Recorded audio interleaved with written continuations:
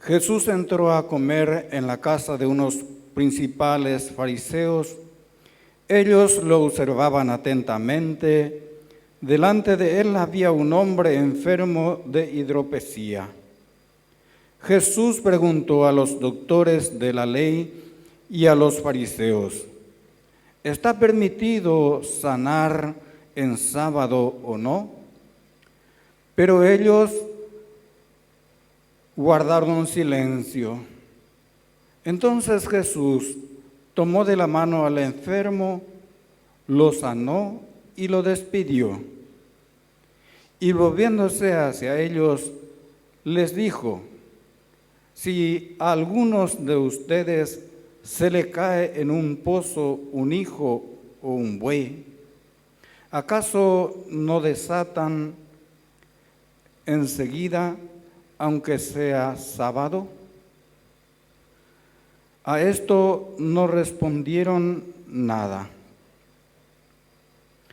Palabra del Señor. Gloria a ti, Señor.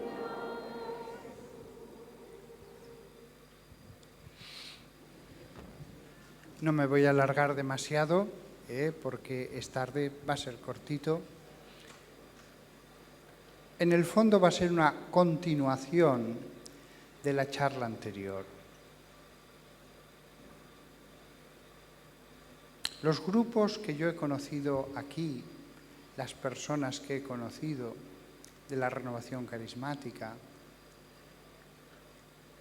lo que yo he conocido, todo ha sido bueno, todo ha sido de Dios. Todo me ha edificado, el fervor, etc. Pero con mi charla anterior he querido advertiros de que hay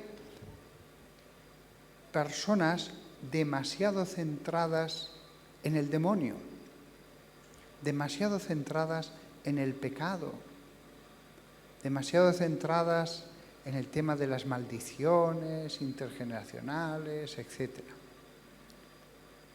No lo digo por vosotros con toda sinceridad.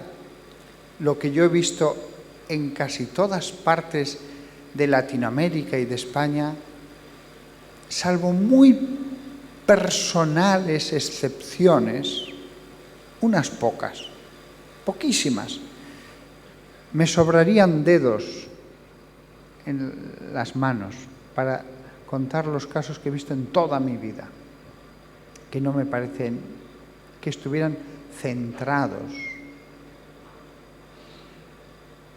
Todo lo que he visto ha sido bueno. Estaban centrados en Jesús, en el Espíritu Santo, en adorar a Dios Padre. Pero hay que tener cuidado, porque hay personas, yo lo veo por libros, folletos, o los pentecostales, protestantes, no todos, por supuesto, una insistencia tal en los aspectos negativos que nos olvidamos que el Evangelio es anuncio de una buena nueva. Por supuesto que creemos en el pecado. Por supuesto que hay que luchar contra los vicios. Por supuesto que hay pecados que conllevan una maldición para el que lo hace, y a veces el padre de familia para su familia, o el jefe de una nación lleva a la nación al desastre, a la guerra. Eso es una maldición. Pero no es lo mismo el concepto sencillo de maldición, es decir, hay actos tan terribles que conllevan un castigo. No es lo mismo eso que el concepto de maldición intergeneracional. La Biblia habla de maldición. Hitler fue alguien que atrajo 1000 maldiciones sobre su pueblo,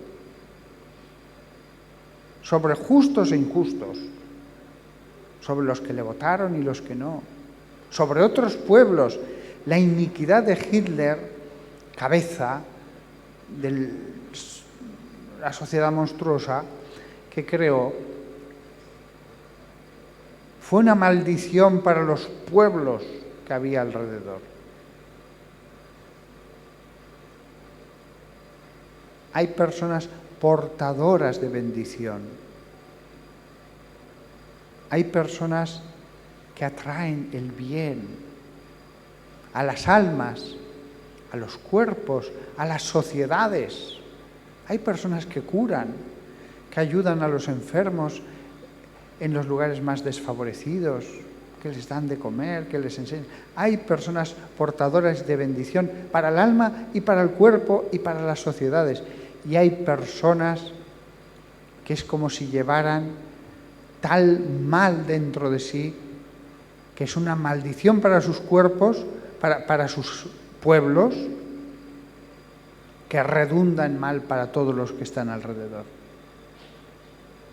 Pero aunque esto existe, no debemos centrarnos siempre en la oscuridad, en el pecado. No lo estamos negando, pero no hay que estar centrados en ello. Es mejor pasarse de hablar del bien que del mal. Fijaos, es mejor, que los hay, cristianos católicos que no creen en la existencia del demonio. Es mejor eso que no ver el demonio en todo y en todas partes y estar obsesionado con el demonio y vivir con miedo al demonio. Hay católicos que no creen en el demonio. Pues bien, es mejor eso y estar centrados en Jesús que no su contrario. Existe, pero el exceso es malo. Es como aquel hombre que estuviera siempre obsesionado con el infierno. La buena nueva, el bien. Hay gente que en la oración, cuando se pone ante el sagrario, os lo aseguro, siempre está pensando en el pecado. Siempre se examina a sí mismo. En el fondo es el yo. Hay un yo de Dios inmenso. Debemos dejarnos transformar mi pequeño yo en contacto con ese gran yo. No digo que no haya que meditar alguna vez sobre los pecados, por supuesto. Y todos los días, un poco, sí. Pero lo que debe ser el sol de nuestro tiempo de oración mental es el yo de Dios. Un yo que quiere transformarnos. Una de las consecuencias de cambiar nuestra mentalidad humana en el camino de la mentalidad divina es que a Dios le gusta la sencillez.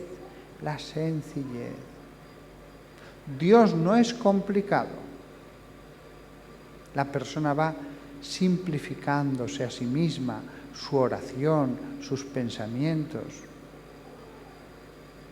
Esto vale para mí, para la renovación carismática, vale para la Iglesia.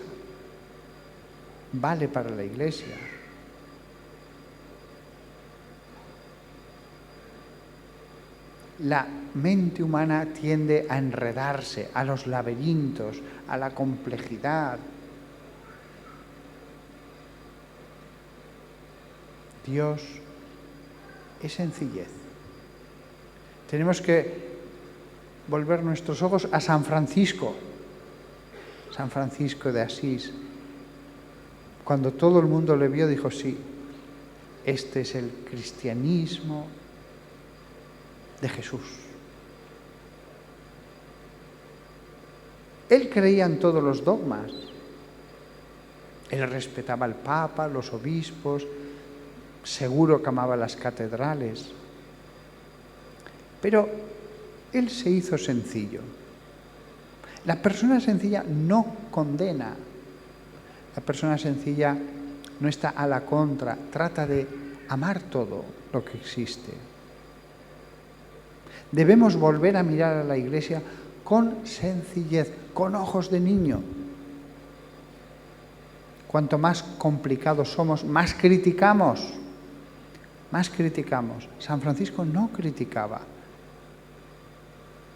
Cuanto más complicados somos, cuanto más nos centramos en nosotros mismos, más criticamos, más juzgamos.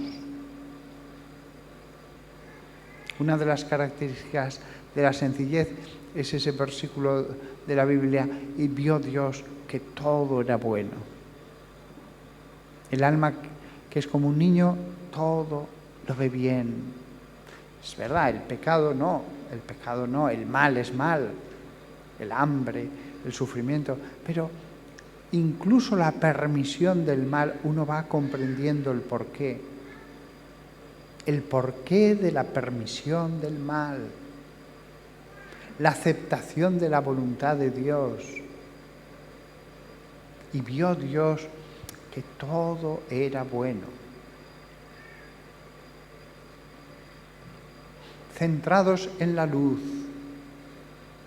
centrados en el ser trino, la esencia de Dios Padre, Dios Hijo y Dios Espíritu Santo.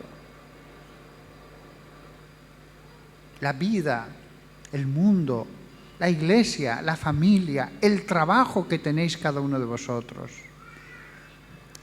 Entendido desde ese Dios uno que se desborda en tres personas. Ese Dios uno que no puede evitar el generar el logos, la palabra. Ese Dios uno que Padre e Hijo expiran el hálito sagrado que es el Espíritu Santo, como un rebosar. Si vivimos centrados en la Santísima Trinidad, veremos la Iglesia de otra manera, el mundo, las enfermedades que tenga, los problemas que hay en la familia. Sí, esto es un problema en tal familia, sí, no lo niego. Pero hay una aceptación lo más perfecta posible de la permisión del mal por parte de Dios. El mal existe, pero no voy a estar siempre yo centrado en el mal. Voy a mirar el bien de la permisión del mal, luchando contra el mal, sí, pero el bien de la permisión. Nuestros enemigos, seguro que aquí hay gente que tiene a alguien que le hace mucho, que le hace sufrir, y mucho. Seguro que muy pocos no levantarían la mano si lo pidiera. Casi todo el mundo tiene a alguien que le hace sufrir, o varios. Y alguno de vosotros me dirá: y qué bien me hace sufrir, qué bien, qué bien hace el mal. En el tema del mal es muy bueno, muy bueno. Pues Él es como Dios, voy a decirlo de un modo brutal, ha querido que sea. Él es como Dios ha querido permitir que sea. Esa expresión sería la adecuada. La otra es más bíblica. La podemos encontrar en el Antiguo y el Nuevo Testamento. Cuando he dicho que Él es como Dios quiere que sea. Ahí hay un misterio, si leéis la carta a los Romanos o el Éxodo, cuando le dice a Moisés: pero yo endureceré su corazón, el del faraón. Hay un misterio que no voy a entrar ahora en este sermón, que voy a acabar ya para no alargarme. ¿Es verdad que Él es como Dios ha querido que sea? En el fondo hay que matizarlo. Es como Dios ha querido permitir que sea. Pero es está a mi lado, está en este puesto en el trabajo, es mi jefe, es parte de mi familia, porque hay una voluntad de ese ser infinito que es Dios, que ha dicho, pongo un poquito de sufrimiento en tu vida.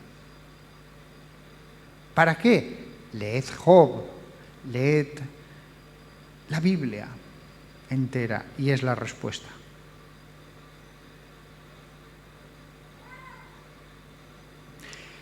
Nuestra lucha contra el mal, en el fondo, es adoración a Dios. ¿Cómo luchar contra el mal? Adorar a Dios.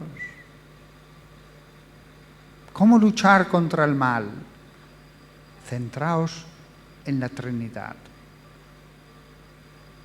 Eso vale para el exorcismo, eso vale para el confesor, para el padre de familia, hasta para el soldado que lucha en una guerra justa para defender a su pueblo. Hasta él debe estar centrado en el mal, aunque su trabajo sea dar tiros y pegar cañonazos y centrados en el bien. Si no os hacéis como niños, no entraréis en el reino de los cielos. No os dais cuenta hasta qué punto todos estáis en las manos de Dios. Todos. Hasta tal punto que cada uno tiene el rostro que Dios ha querido. Cuando os miréis en el espejo, diréis, ay, pues mira, así ha querido que sea Dios. Podía haber hecho que fuera una belleza impresionante. Podía haberme hecho más feo. El rostro que tenéis ha sido un don de Dios y ha dicho, este rostro. Si esto lo comprendemos, todo pasa a ser como ese versículo, hasta los pelos de vuestra cabeza están contados, dijo Jesús. ¿No veis 2 pajarillos que se venden en el mercado por una pequeña monedita? Ni uno de ellos cae al suelo sin que Dios lo permita.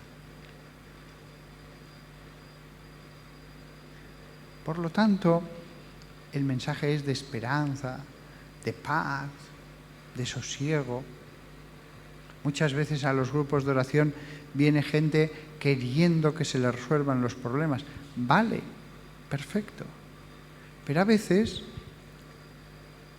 hay que entender a Job para comprender que nuestros problemas forman parte de nuestra santificación. Que incluso cuando en un grupo carismático se sana a una persona, envejecerá y tendrá nuevas enfermedades. ¿Existen curaciones? Sí, pero tendrá nuevas enfermedades. ¿Existe el don de profecía? Sí, pero cuando se quede satisfecha esa persona, el tiempo hará que nazcan nuevas inquietudes y nuevas preguntas. Ay, sí, me he quedado en paz, pero ahora le querría preguntar esto, lo otro, lo de más allá. Aceptemos lo que da Dios con alegría, pero lo que Dios quiera, en la medida que Dios quiera, ya está, me quedo en paz. Lo que tú quieras, Señor, como tú quieras, cuando tú quieras. Como niños.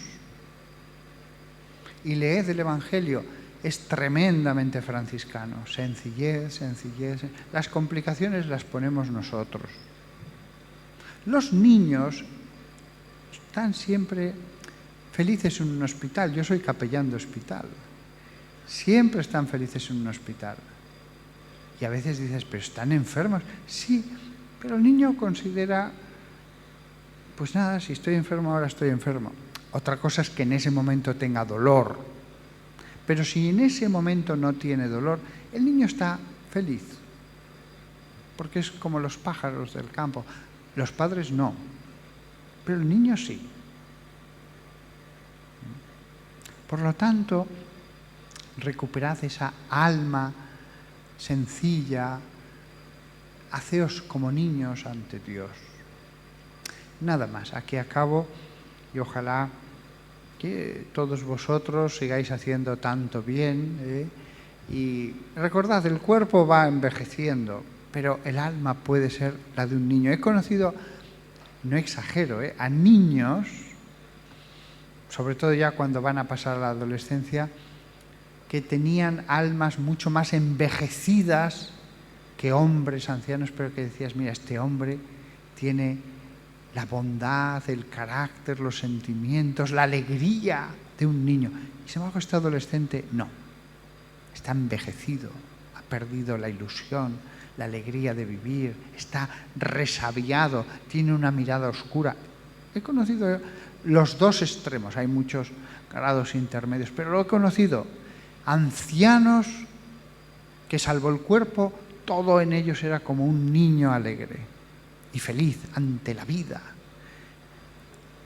Personas de 11, 12, 13 años que estaban envejecidos, eran viejos. Y a veces viejos en el pecado ya, en la medida que podían. Nada más que la Santísima Virgen María nos ayude a todos a recuperar.